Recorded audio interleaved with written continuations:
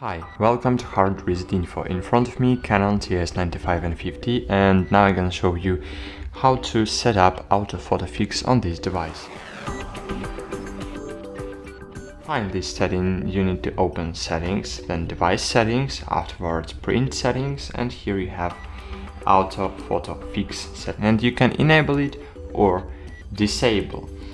So this setting automatically adjusts photo quality using Exif data. It enhances photo prints by using the camera settings and shooting conditions embedded in the image.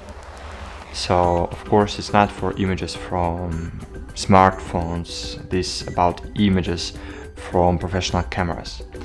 Use this to improve the quality of printed photos automatically if you want, of course.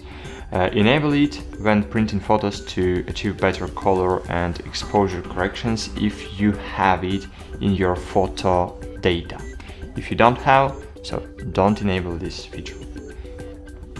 Thanks for watching, like this video and bye, see you.